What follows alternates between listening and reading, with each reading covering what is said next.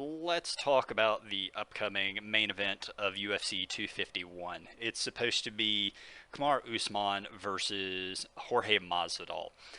Now, this fight originally was supposed to be Usman versus Gilbert Burns, which would have been a fantastic fight. But truthfully, especially in my own opinion, I think that the fight we're getting is going to be a better one, probably more entertaining, if nothing else. The Gilbert Burns fight probably would have been a grapple fest between the two of them, although you never know.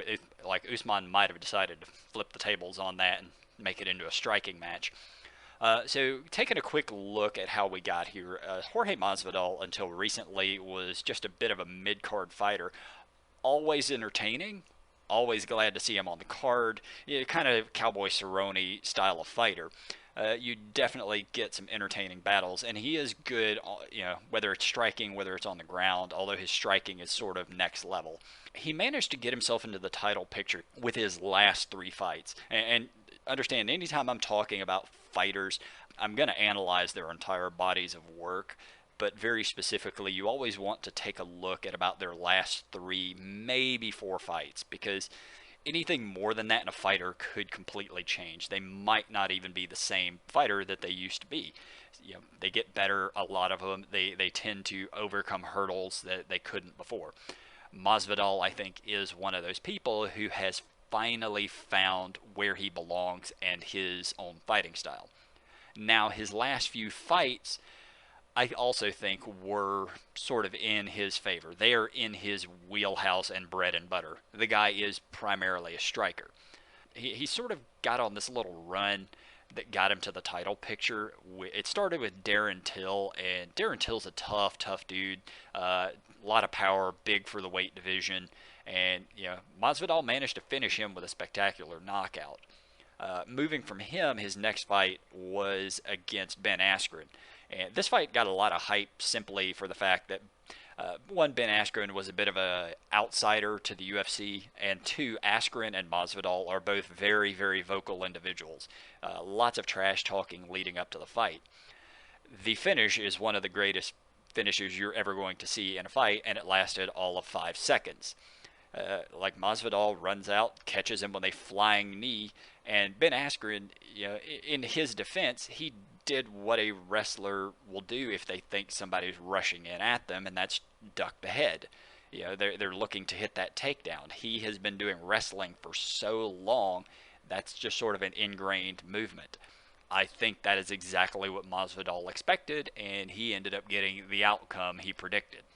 So Masvidal's next fight was against Nate Diaz for the BMF title. If you don't know what BMF stands for, just look it up. Not that hard to find it. That was an interesting fight that didn't go the way many of the fans predicted, myself included. Masvidal definitely showed up for that fight and outworked Nate Diaz. Diaz is as tough as they get, and he wins the vast majority of his fights that he wins through attrition. He can take whatever you can throw at him, and he will continuously return fire. His ability to withstand punishment is second to none, and on top of that, his cardio never, ever, ever gives out. He tends to beat people via cardio, just outworking them, keeping the pace going, and sooner or later, the opponent's cardio breaks.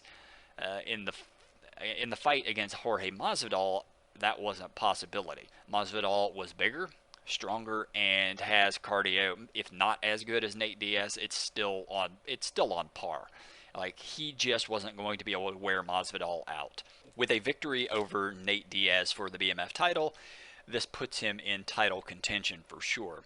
At this point, he's beaten all of the top guys that have been put in front of him recently, sort of leading us to the point that we're at. Now, Kamaru Usman is, I like to think of him as one thing: consistent. No matter who he's in there against, challenger, champion, previous champions, he is always consistent. He never gets tired, and he will out-grapple you. The only time I can recall that I have seen him not really utilize his grappling was in his last fight against Colby Covington. This kind of makes sense. Colby Covington is also an incredibly high-level grappler, So it just makes sense that the two sort of balance each other out, and it ends up into a striking match, of which Usman, apparently had a lot more skill than many people expected in the striking department. He's never had bad striking, not even remotely, but he is not known as a top level striker. Uh, to be fair, also, neither is Colby Covington. So the two of them paired off just sort of led to a bit of a stalemate in the grappling department, which led Usman into the striking game, which he pretty much won and stopped Covington late in the rounds. The other fight that sort of led up to this was when Usman got the title from Tyron Woodley.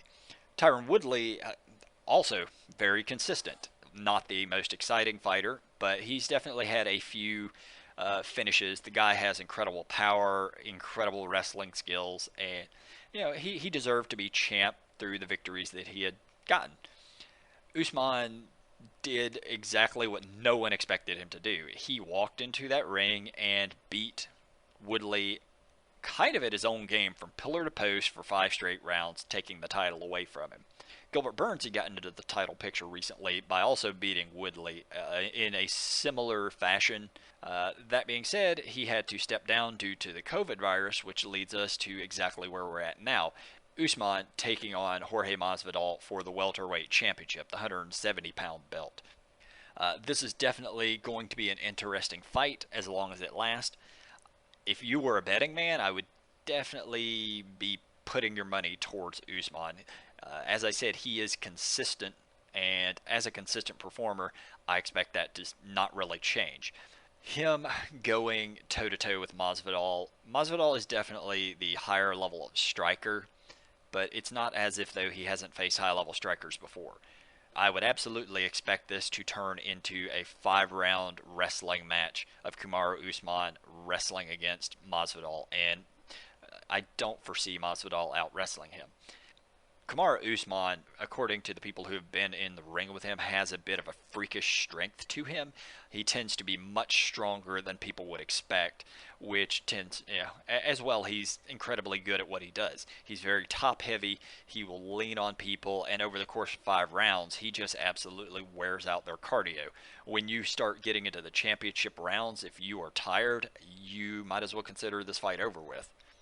This is not to write Jorge Masvidal out. The guy definitely has knockout ability, and I would not be completely surprised if Masvidal manages to somehow get the finish in spectacular fashion.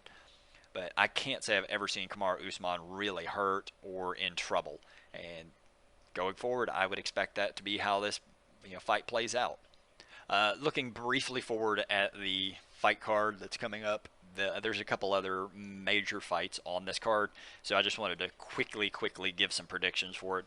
The other fight that we have up is Max Holloway taking on Alexander Volkanovski. Holloway had been the champ for a bit, but it was always sort of marred by little things here and there. But his ability in the ring is unquestioned. When he took on Alexander Volkanovski, I think he was the heavy favorite. By the end of it, Volkanovski had made a believer out of me. I definitely don't expect this to play out any differently. Max Holloway also, in a similar fashion to Nate Diaz, tends to out-cardio the opponent and just sort of beat them up over the course of... he's not a one-punch guy, but he'll hit you with enough strikes that it just wears you out. I still don't expect this to play out any differently. I don't believe he was quite ready for Volkanovski's speed and power, but only time will tell. Then you have Peter Yan taking on Jose Aldo. Jose Aldo is a legend. He has earned his spot. Whether he was the right choice for this title fight, the vacant bantamweight title or not, doesn't really matter. He's the one who got the call. Peter Yan, I think he deserves it. That being said, Jose Aldo is finally starting to show his age. While he is still rather young, at the lower weight classes, your age tends to hit you a little sooner. At the lower weight classes, the speed differentials matter a lot, and Jose Aldo definitely still a top guy, and he definitely deserves to be in the fight. You're just slowly starting to see that decline. 2 beatings by Max Holloway. Uh, he's had some tough fights since then that were relatively close. But we'll see how this one plays out. If you were a betting person, I would definitely put the money on Peter Yan. And the last one that I really wanted to talk about is a rematch between Rose Namajunas and Jessica Andrade. I don't expect this one to play out the way it did the first time. So Jessica Andrade managed to get the win last time by picking up Rose and dropping her on her head. One of the most violent knockouts you will ever see. I personally still believe it was spiking, yeah, but that's my own opinion. UFC refs disagree. The first fight, up until the point that Rose got dropped on her head, though, she was pretty well in control of the fight. I expect that to be more of how this plays out. This time it's only a 3-round affair, so I would expect that Rose will just take a 3rd round decision against Andrade. Anyway, that's it.